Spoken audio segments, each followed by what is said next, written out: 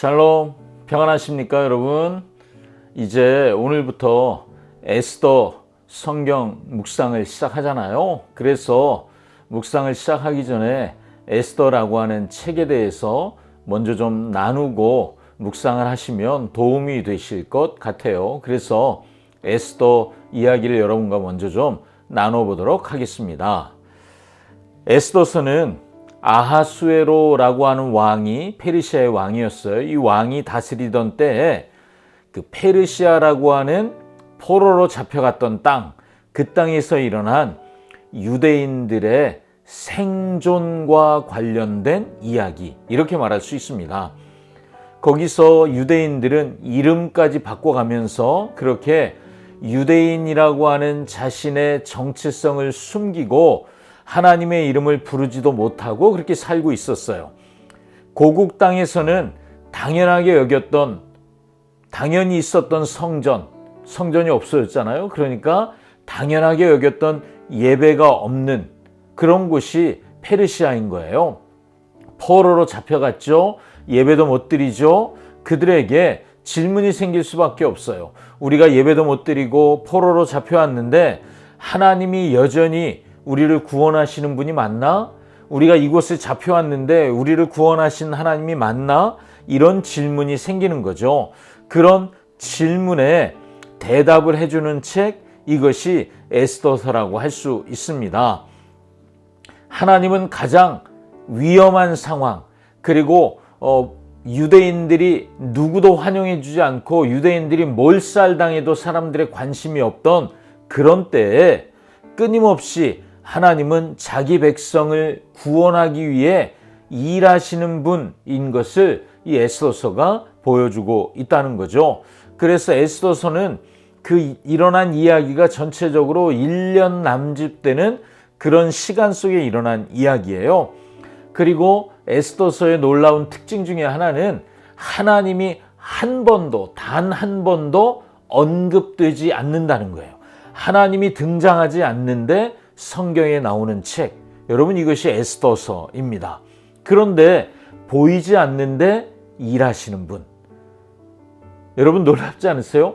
보이지 않는데 일하시는 분, 그래서 모든 이야기의 배후에 하나님이 계시다는 사실을 우리는 에스더를 묵상하면 알게 됩니다. 우리는 우연이야 이렇게 생각하는 사건들 속에서 하나님은 필연적으로 일하시는 분이야, 이것을 우리가 배우게 된다는 거죠. 에스더서는 룻기와 함께, 에스더, 룻 다 여자들의 이름이거든요. 여성들의 이름이 들어간 성경에 나오는 특별한 책입니다. 하나님이 한 번도 언급되지 않죠. 게다가 여성의 이름으로 책 제목이 정해졌습니다. 게다가 왕이 베푼 잔치 이야기에서 에스더가 베푼 잔치 이야기로, 그리고 유대인의 승리를 기념하는 잔치 이야기까지 잔치로 시작해서 잔치 이야기로 끝나는 책이기도 합니다. 또 에스더서는 부림절에 함께 읽는 책이에요. 부림절은 유대인이 몰살당하는 것을 막아낸 에스더와 모르드게의 노력으로 구원받은 사건, 그 사건을 기념하고 감사하는 절기입니다. 이 부림이라고 하는 말이 본래 주사위, 우리가 주사위를 던지잖아요. 그 주사위를 던진다, 그래서 제비를 뽑는다, 이 말에서 온 거예요. 그러니까 부림절은 구원은 하나님의 온전한 은혜로만 가능하다라고 말하고 있는 것이고, 잔치 이야기잖아요. 결국 구원의 잔치로 초대하시는 하나님의 이야기, 이렇게도 말할 수 있죠. 하나님은 에스더 이야기를 통해서 보이지 않으세요? 등장하지 않으시지만 내 삶에서도 하나님의 잔치가 열리고 있음을 에스더를 통해 보게 하시죠. 내 삶에 아무 일이 일어나지 않는 것 같고 내 삶이 힘들고 어렵지만, 그래서 하나님은 보이지 않지만 하나님은 지금 내 삶에서 잔치를 준비하시는 분이라는 거예요. 우린 에스더서를 묵상하면서 나를 위해 준비하신 하나님의 잔치를 맛보게 될 것입니다. 또 하나 우리가 지켜보고 싶은 것은 등장하는 인물들이 어떤 선택을 하느냐 하는 것입니다. 누군가는 자신의 유익과 자존심을 지키기 위한 선택을 할 겁니다. 또 누군가는 하나님의 자녀라는 정체성을 따라서 선택을 할 거예요. 내가 하나님의 자녀야 그러면 하나님의 자녀답게 이렇게 살아야지, 이런 선택을 한다는 것이죠.